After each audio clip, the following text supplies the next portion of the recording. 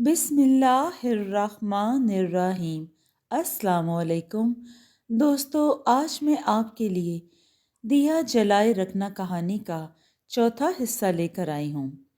لیکن کہانی شروع کرنے سے پہلے آپ سب دوستوں سے گزارش ہے، اگر آپ میرے چینل پر نئے ہیں یا ابھی تک آپ نے میرا چینل سبسکرائب نہیں کیا تو اسے سبسکرائب کر لیجئے اور بیل آئیکن کو آل پہ کر لیں تاکہ دلچسپ اور بہترین کہانیوں کا جو یہ سلسلہ ہے بر وقت آپ کو ملتا رہے۔ ساجد کھلی فضا میں پہنچ کر ایک نارمل انسان بن جاتا تھا۔ کوئی نہیں کہہ سکتا تھا کہ یہ شخص دماغی مریض ہے۔ ایک روز عاطف نے اسے ٹیلی فون پر کہا کہ اب ملازمت ترک کر کے آ جائے، یہ جدائی ناقابل برداشت ہے۔ اس نے عاطف کو اس بات پر راضی کر لیا کہ وہ اسے مزید ایک اور مہینہ کام کرنے دے کیونکہ اس کی محنت اور کوششیں کامیابی سے ہمکنار ہو رہی ہیں۔ ساجد میں صحت یابی کے آثار ظاہر ہونے لگے ہیں۔ عاطف کسی صورت میں اس بات کے لیے تیار نہ تھا۔ اس کی درخواست پر اور بہت گڑ گڑانے پر اس نے اریبہ کو صرف 1 ماہ ملازمت کرنے کی اجازت دے دی تھی۔ اس سے یہ بھی کہا تھا کہ وہ 1 ماہ سے زائد ملازمت نہیں کرے گی۔ ایک روز ساجد کو گاڑی میں لے کر ساحل سمندر پر جا رہی تھی کہ راستے میں ایک کھیل کا میدان آیا۔ اس میدان میں کرکٹ کی کئی ٹیمیں پریکٹس کر رہی تھیں۔ یہ دیکھ کر ساجد نے شور مچانا شروع کر دیا کہ وہ بھی کرکٹ کھیلے گا۔ ڈرائیور نے میدان کے پاس جا کر گاڑی کھڑی کر دی کہ وہ بجلی کی سرت سے دروازہ کھول کر اترا، پھر اس طرف بھاگا جہاں پریکٹس ہو رہی تھی۔ اریبہ اسے آوازیں دیتی رہ گئی، روکتی رہ گئی، لیکن ساجد نے اس کی ایک نہ سنی تھی۔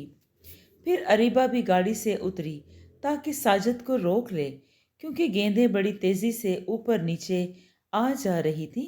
کوئی گیند اس کے سر یا پیر پر یا سینے پر لگ سکتی تھی، لیکن ساجد اندھا دھند بھاگ رہا تھا۔ اسے کسی بات کا ہوش نہیں تھا اور نہ ہی کسی گیند کی طرف دیکھ رہا تھا۔ یہ کھلا اور بہت بڑا میدان تھا۔ جو لڑکے شاٹ لگا رہے تھے وہ دیکھ نہیں رہے تھے کہ کون کہاں کھڑا ہے اور کدھر بھاگ رہا ہے۔ آخر وہی ہوا جو نہیں ہونا چاہیے تھا، جس بات کا ڈر اور خوف اریبہ کو ہو رہا تھا۔ ایک گیند ایک سمت سے بڑی تیزی سے آئی اور ساجد کو لگی۔ وہ بے ہوش ہو کر گر پڑا۔ پھر کھیل روک دیا گیا اور کھلاڑی ساجد کے پاس آ گئے۔ پھر اریبہ کی درخواست پر لڑکوں نے ڈرائیور کے ساتھ مل کر ساجد کو اٹھایا اور گاڑی میں لا کر ڈالا۔ وہ سیدھی اسے ہاسپٹل لے گئیں۔ اس نے ہاسپٹل پہنچ کر بیگم نسیم عامر خان کو ٹیلی فون کیا۔ وہ تھوڑی دیر میں ہسپتال پہنچ گئیں۔ کوئی 1 گھنٹے کے بعد ساجد ہوش میں آیا تو وہ پوری طرح صحت یاب ہو چکا تھا۔ اس کی یادداشت لوٹ آئی تھی۔ اگر اس کے دماغ میں اندرونی چوٹ آتی تو پھر جانے اسے ہوش آتا یا نہ آتا۔ ایک دکھی ماں کو اس کا کھویا ہوا بیٹا مل گیا۔ اریبہ کی محنت رنگ لائی تھی۔ جو کچھ بھی ہوا تھا وہ قصہ کہانیوں کی طرح تھا۔ دوسرے دن جب ساجد ہاسپٹل سے ڈسچارج ہو کر گھر آیا تو اس نے بتایا جب وہ تعلیم کے سلسلہ میں کینیڈا گیا تھا اس کی ملاقات نرگس نام کی ایک لڑکی سے ہوئی تھی۔ اسے نرگس سے محبت ہو گئی تھی، لیکن ان کے درمیان شاہد آ گیا۔ شاہد جو اس کا دوست بھی تھا۔ نرگس بے وفا نکلی۔ اس نے شاہد سے شادی کر لی اس لیے کہ شاہد اس سے کہیں زیادہ دولت مند تھا۔ وہ نرگس کی بے وفائی کا صدمہ برداشت نہ کر سکا تھا، اس لیے پاگل ہو گیا۔ ڈاکٹر فاروق نے جو ساجد کا علاج کر رہا تھا، اس نے بیگم نسیم عامر خان سے کہا تھا اب آپ ساجد کو کوئی گہرا صدمہ پہنچنے نہ دیں، کوشش کریں ہر تکلیف اور پریشانی سے اسے دور رکھیں۔ اگر ساجد کو پھر کسی وجہ سے صدمہ پہنچا تو پھر وہ ساری زندگی ٹھیک نہ ہو سکے گا۔ یہ ایک طرح سے معجزہ ہوا ہے۔ दूसरे दिन बेगम नसीम आमिर खान, जो इसकी बड़ी ममनून और एहसान मंद थी, इसे ना सिर्फ पूरे महीने की तनख्वाह बल्कि हस्बे वादा 1 लाख रुपए की रकम भी ये कहकर दी कि ये तुम्हारा इनाम है। वो इस घर से रुखसत होने से कबल साजिद से मिलने इसके कमरे में गई और इससे इजाज़त चाही तो वो हैरत से बोला, अरीबा, तुम जा रही हो? वो किस लिए? इसलिए कि मेरी ड्यूटी ख़त्म हो गई है और आप पूरी तरह सेहतयाब हो गए हैं। नहीं अरीबा, नहीं, मैं तुम्हें नहीं जाने दूंगा। साजिद इसके सामने आकर खड़ा हो गया। अब मेरी यहाँ कोई ज़रूरत नहीं है। वो मुस्कुराई। मैं यहाँ कोई 2 महीने से हूँ। इस अरसे में एक रोज़ के लिए भी मैं अपने घर नहीं गई। आप मुझे मेरे घर जाने दें प्लीज़। बाजी मेरा इंतज़ार कर रही होंगी। ये घर तुम्हारा है, तुम सदा इस घर में रहोगी। इसकी आंखों में झांकते हुए बोला, तुमने मुझे एक नई जिंदगी दी है, सेहत दी है, रोशनी दी है। तुम चली जाओगी तो मुझसे ये सब छिन जाएगा। मुझे जो फ़र्ज़ सौंपा गया था वो मैंने अदा कर दिया।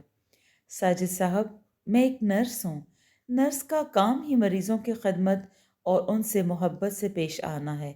और फिर मेरी साजिद ने दरमियान में तेजी से कहा, तुम नर्स नहीं अरीबा हो। अरीबा हो तुम, मेरी मोहब्बत हो। मैं अम्मी से बात करूँगा, वो कल मेरा रिश्ता लेकर तुम्हारे घर आएंगी। ठहरो, मैं अभी अम्मी से बात करके आता हूँ। फिर वो रुका नहीं, कड़ी कमान से निकले हुए तीर की मानंद कमरे से निकल गया। वो थोड़ी देर तक हैरान और परेशान खड़ी रही। इसकी समझ में कुछ नहीं आ रहा था। इसके दिमाग में एक अजीब सी कश्मकश हो रही थी। इस 2 महीने के अरसे में इसे साजिद से एक तरह की उनसियत हो गई थी, हमदर्दी हो गई थी, अपनायत और खुलूस का रिश्ता भी कायम हो गया था। इसने एक लम्हे के लिए सोचा, क्या इसे मोहब्बत का नाम दिया जा सकता है? नहीं, नहीं, मोहब्बत तो मैं सिर्फ आतिफ से करती हूँ। इससे यहाँ और साजिद की ज़िंदगी से निकल जाना चाहिए। इसने अपने कमरे में आकर अपना अटैची केस उठाया। कमरे से निकलकर बाहर जाते हुए इसने सोचा कि बेगम साहब का एक बार फिर शुक्रिया अदा करके जाना चाहिए। वो इस ख्याल से इनके कमरे की तरफ बढ़ी और बाहर ठठक कर रुक गई। फिर इसने बेगम साहिबा की आवाज़ सुनी, मैं एक नर्स को अपनी बहू बनाऊं? ये एक एक आला घराने की बहू एक मामूली नर्स बने? और फिर इन नर्सों की औकात ही क्या होती है? मैं तुम्हारे लिए किसी बड़े घर की लड़की लेकर आऊंगी जो इससे ज़्यादा हसीन। और फिर आगे के वो अल्फाज भी ना सुन सकी। घर से निकल आई। सड़क पर आकर इसने एक टैक्सी रोकी और इसकी पिछली नशिस्त पर किसी टूटी शाख की तरह गिर पड़ी। नाज़माबाद, वो टैक्सी वाले से बोली। साजिद की माँ के अल्फाज से इसके दिल को सदमा पहुंचा था। कहाँ तो इसके कितनी मिन्नतें समाजतें की थी और अब इनकी नज़रों में नर्स का कोई मुकाम ही ना था। इसके दिल पर यह कोई नया दुख और चोट तो नहीं थी। मुकाम नहीं है, इस माशरे में कोई इज्जत नहीं है। मगर कितनी अजीब सी बात है ना कि लोग जब इसके मोहताज होते हैं तो इसे किसी से कम अजीम हस्ती नहीं समझते। वो उसको बहुत आला इंसान का वो उसे बहुत आला इंसान समझते हैं। फिर इस ख्याल से इसका दिल मुसर्रत से भर गया कि दुनिया में एक हस्ती है जो इज्जत देती है और प्यार भी करती है। आतिफ इसे कितना चाहता है। इसे इस बात का कोई गम नहीं था कि मुआशरा एक नर्स के बारे में क्या सोचता है। आतिफ इसका होने वाला था, हमेशा हमेशा के लिए। अब इसके पास इतनी बड़ी रकम थी कि वो दोनों एक ख्वाबनाक जिंदगी गुजार सकते थे। दूसरे दिन इसके नाम एक खत आया। इसने लिफाफा खोलकर खत निकाला और इसे पढ़ना शुरू किया। अरीबा, मैं सिर्फ तुम्हारे हुस्न शबाब से नहीं बल्कि اخلاق و شائستگی سے متاثر ہوا تھا، ورنہ نرسوں کے بارے میں میری رائے بھی زیادہ اچھی نہ تھی۔ میری ماں اور بہنیں بھی تمہیں بہو اور بھابھی بنانے کے لیے تیار نہیں تھیں، مگر انہوں نے میری خواہش کے آگے سر جھکا دیے۔ میں نے خواب و خیال میں بھی نہیں سوچا تھا کہ تم مجھے دھوکہ دو گی۔ تم نے ساجد کے ساتھ محبت کا کھیل شروع کر دیا۔ میں نے ایک نہیں کئی مرتبہ چھپ کر تم دونوں کی حرکات و سکنات دیکھی ہیں۔ سنو اریبہ، تم مجھے اندھیرے میں مت رکھو۔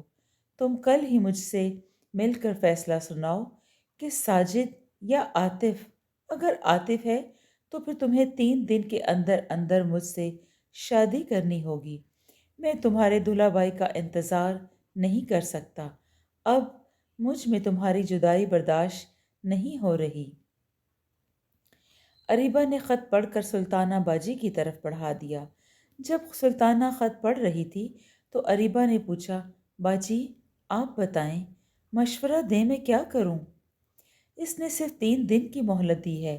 عاطف سے مل کر صاف صاف کہہ دوں گی کہ تم بغیر جہیز اور لین دین کے شادی کرنے کو تیار ہو، اس لیے کہ میرے پاس صرف 10-15 ہزار روپے ہیں، جس میں صرف 6-7 جوڑے ہی بن سکتے ہیں۔ سلطانہ نے کہا، لیکن باجی میرے پاس 1,60,000 روپے اور 10 تولے سونے کے زیورات بھی ہیں۔ اریبہ بولی، وہ کس دن کے لیے ہیں؟ بے وقوف لڑکی، اسے رقم اور زیورات کی ہوا بھی مت لگنے دو۔ سلطانہ نے کہا، ذرا اس کی آزمائش کرو، دیکھو وہ کتنے پانی میں ہے۔ سچی محبت کرتا ہے تو تمہیں بغیر جہیز کے بیاہ کر لے جائے گا، لیکن اس کی ماں بہنیں اس بات کو پسند کریں گی۔ اریبہ بولی، وہ آئے دن تانا دے کر تم جینا حرام کر دیں گی۔ اس نے خط میں جو لکھا ہے، اس کی ماں اور بہنیں تمہیں بہو بنانے پر راضی ہیں۔ مجھے اس کا یقین نہیں۔ سلطانہ نے کہا، وہ تم سے خفیہ شادی کر رہا ہے۔ وہ تمہاری خوبصورتی پر مر مٹا ہے۔ اس سے کہنا کہ روایتی انداز سے شادی کرنا ہے تو دلہا بائی کا انتظار کرو۔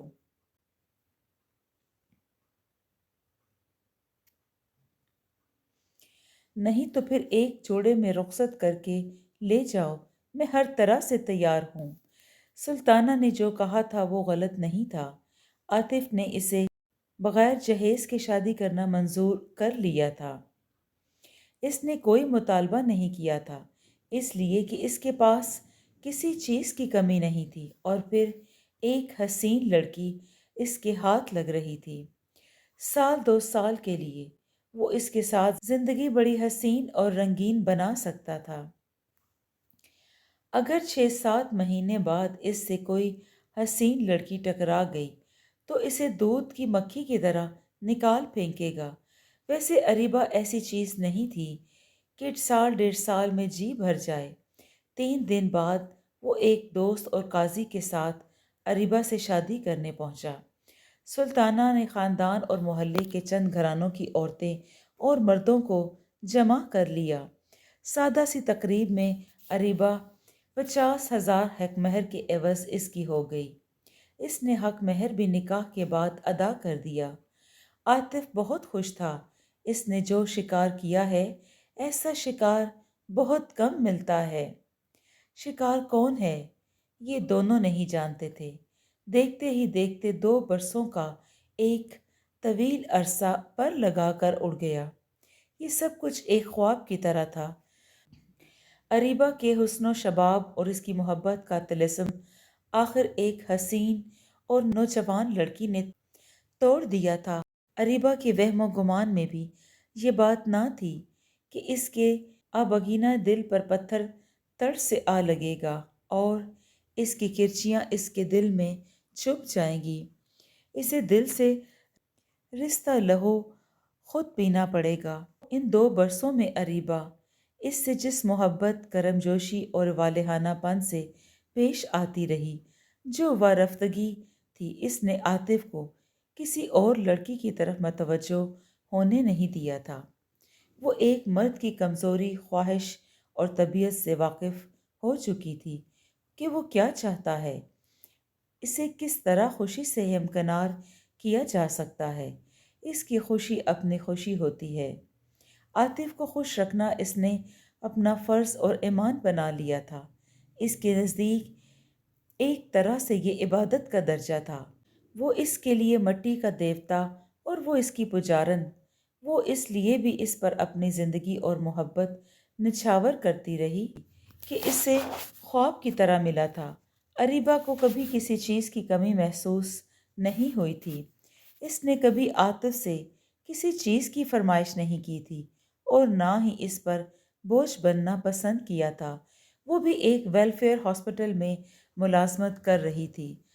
صبح عاطف دفتر جاتے وقت اسے ہاسپٹل چھوڑتا چلا جاتا، لیکن واپسی پر خود ہی آ جاتی۔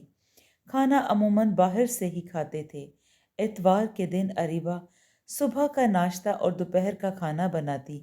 گھر والوں کو بھی ابھی تک اس شادی کے بارے میں اعتماد میں نہیں لیا تھا اور نہ ہی لینا چاہتا تھا، اس لیے کہ اس کی نیت میں فطور تھا۔ اسے اس بات پر حیرت ہو رہی تھی کہ اریبہ نے اس پر ایسا کون سا جادو کر دیا جو اس کا خیال کسی اور لڑکی کی طرف جا ہی نہیں رہا۔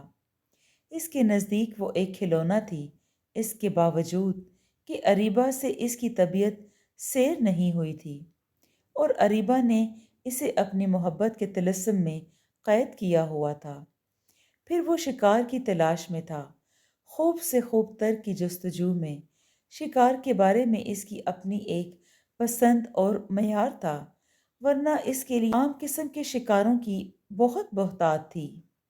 اریبہ میں جو محبت، خود سردگی اور وارفتگی تھی، وہ اس کی کسی سابقہ بیوی میں نہ تھی۔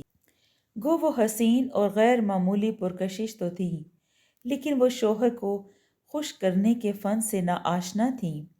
انہیں اپنی ذات سے غرض رہی تھی۔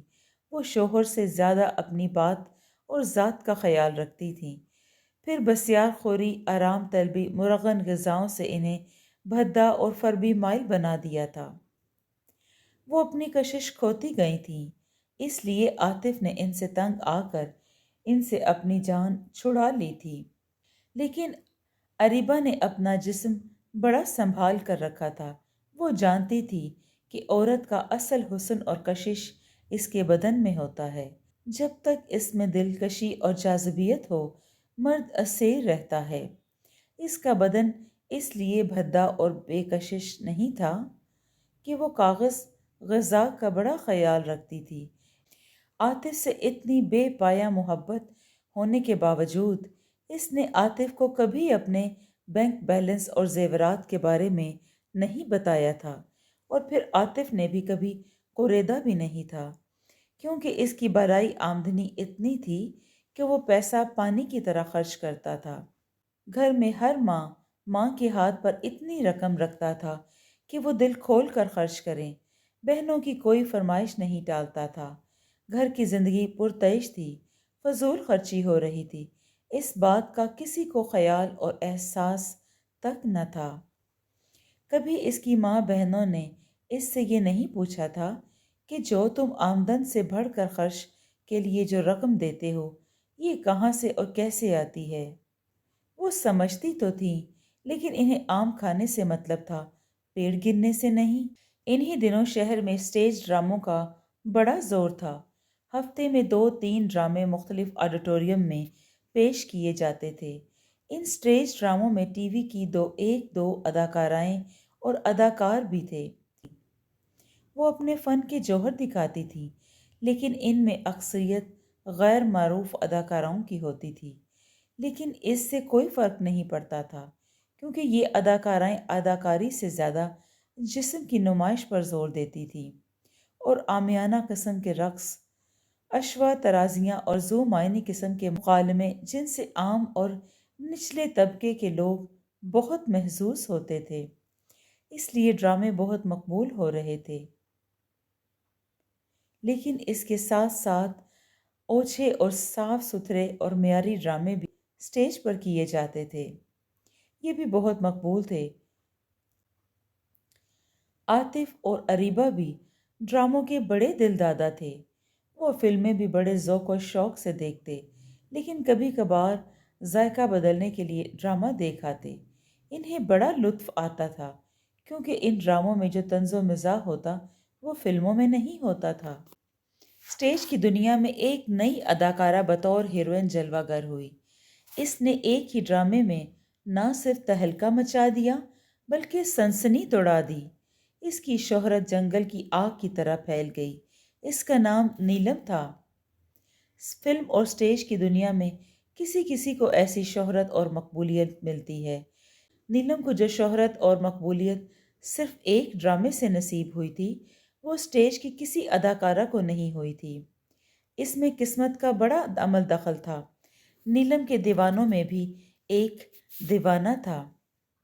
ایک عجیب سی یہ بات تھی کہ عاطف اس پری چہرہ نیلم کو دیکھے بغیر ہی اس پر دل و جان سے فدا ہو گیا تھا۔ یہ بھی ایک عجیب سا اتفاق تھا کہ عاطف نے نہ تو اس کا کوئی ڈرامہ دیکھا تھا اور نہ ہی کوئی تصویر۔ اس کا تصور کر کے ہی وہ اسے دل دے بیٹھا تھا۔ اس کی تعریفیں سن سن کر اس نے اپنے ذہن میں ایک پیکر تراش لیا تھا۔ اس کے دفتر کے ایک ساتھی نے بتایا کہ ایک ہفتہ ایک نیا ڈرامہ قیامت اسٹیج پر ہونے والا ہے، جس کی ہیروئن نیلم ہوگی۔ اس قیامت ڈرامے میں تم اس قیامت کو ضرور دیکھنا۔ تم اس ڈرامے کو ضرور دیکھنا، پھر نہ کہنا کہ خبر نہ ہوئی۔ میں نے تمہیں بتا دیا ہے۔ قیامت ڈرامہ اسٹیج ہونے میں ابھی 7 دن باقی تھے، لیکن عاطف کے لیے یہ 7 دن 7 صدیوں سے کم نہیں تھے۔ اس کی سمجھ میں نہیں آ رہا تھا کہ یہ 7 صدیاں کیسے کٹے گی۔ اریبہ نے اس بات کو محسوس کیا تھا کہ عاطف اس سے بات کرتے کرتے اور محبت کے لمحات میں کہیں کھو جاتا ہے۔ اس کا دھیان اور توجہ اس پر نہیں ہوتی، وہ خواب کسی حالت میں ہوتا ہے۔ آخر ایک رات اس نے عاطف سے یہ سبب معلوم کرنے کا فیصلہ کیا۔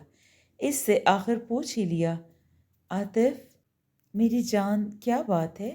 میں کچھ دنوں سے دیکھ رہی ہوں کہ تم بہت پریشان اور متفکر نظر آتے ہو۔ ایسا لگتا ہے کوئی مسئلہ پیش ہے۔ تم پریشان ہو آج کل۔ تم بات کرتے ہو تو کہیں کھو جاتے ہو۔ کہیں دفتر میں کچھ پریشانی ہے؟